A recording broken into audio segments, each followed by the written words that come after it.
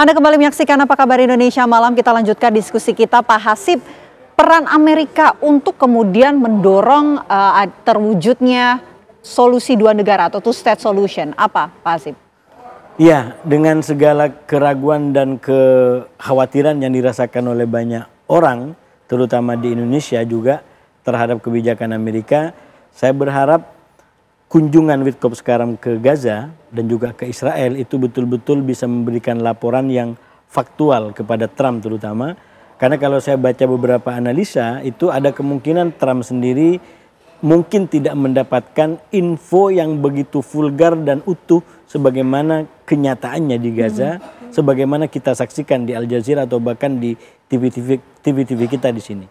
Dan indikasi ke sana menurut saya ada.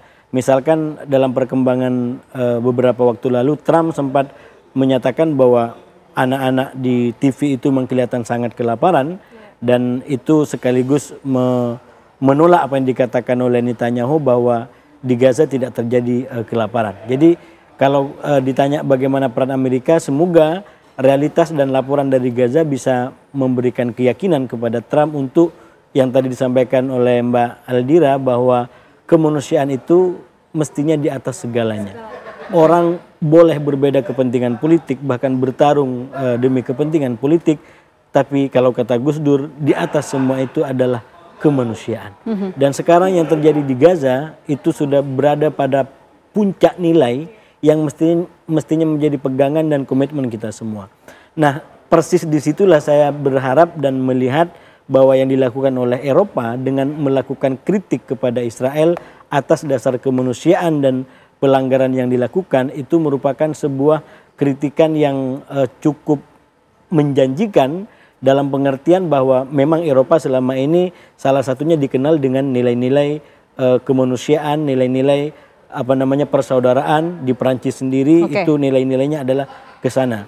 Nah, oleh karena itu kalau kita baca perkembangan yang terbaru, Prancis sudah menggunakan kepentingan nasionalnya untuk menekan Israel, bahkan Amerika juga menggunakan kepentingan nasionalnya untuk membela Israel.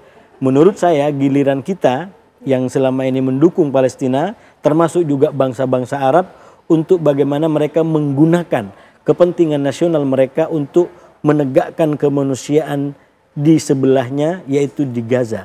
Karena saya yakin, Mbak, misalkan negara-negara Arab Teluk, saya mention negara-negara Arab Teluk karena negara ini yang sekarang memegang kuasa di dunia. Ekonominya begitu hebat dan bahkan Trump sendiri akhirnya datang ke negara-negara ini untuk kepentingan ekonominya. Saya yakin kalau mereka menggunakan kepentingan nasionalnya untuk memaksa Trump, memaksa Eropa terus maju dengan agenda solusi dua negara, menghentikan penderitaan rakyat Palestina, memberikan kemerdekaan kepada mereka, saya yakin ada harapan bahwa negara-negara ini termasuk Amerika sendiri akan lebih terbuka dalam negosiasi.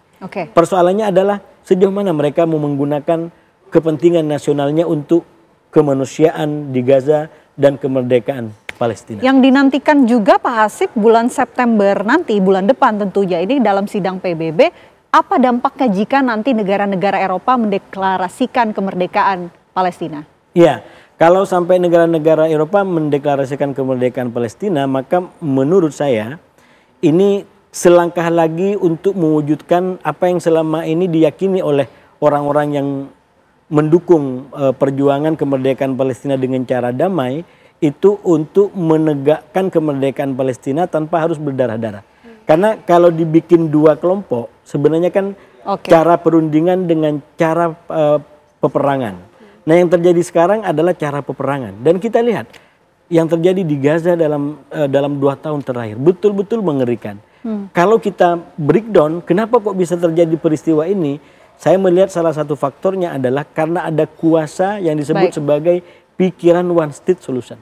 Jadi Israel menginginkan yang berkuasa di wilayah ini adalah Israel. Karena itu ethnic cleansing itu menjadi tidak masalah.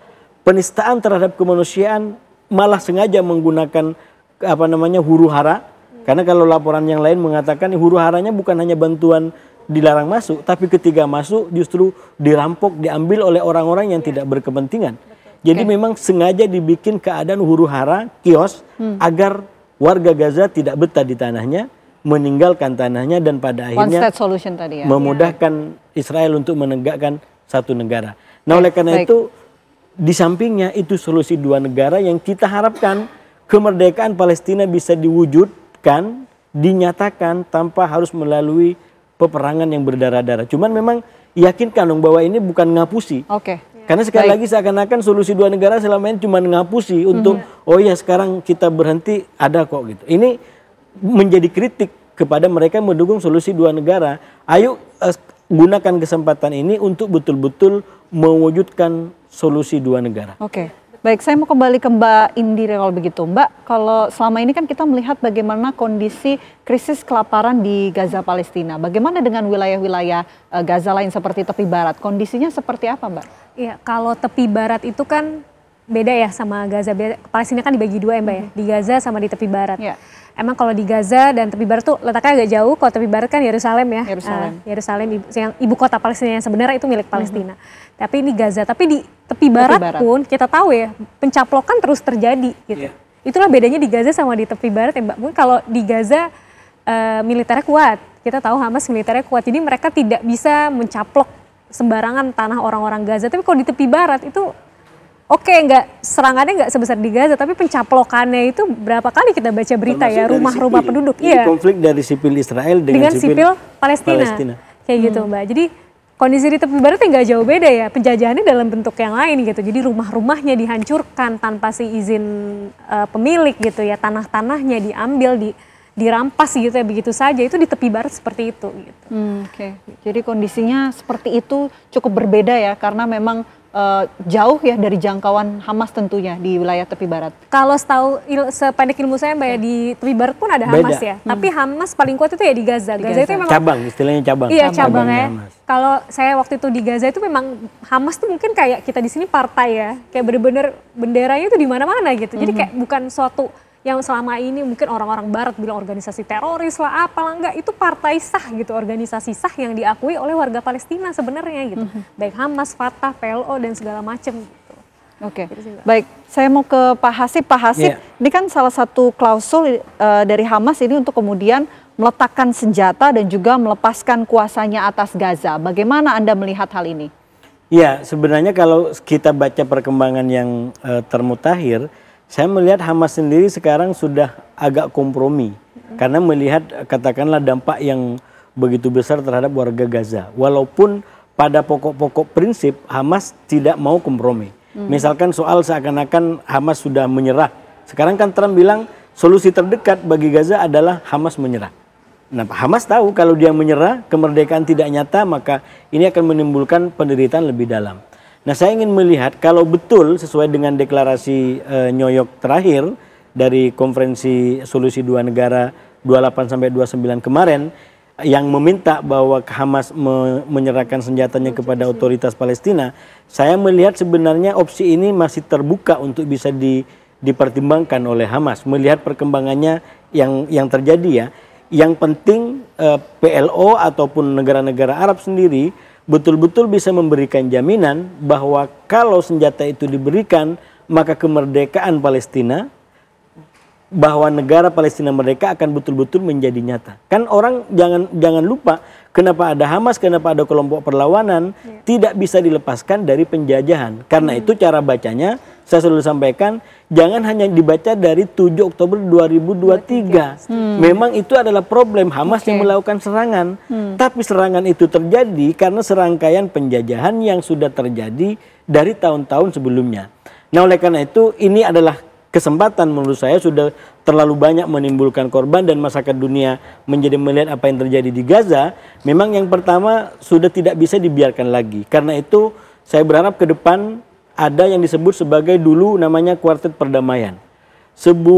Beberapa pihak, katakanlah ada PBB, ada Eropa, ada Amerika dan Rusia, yang memang secara aktif bikin agenda untuk mendorong perundingan Israel dan Palestina untuk menuju kepada kesepakatan damai dan katakanlah solusi dua negara.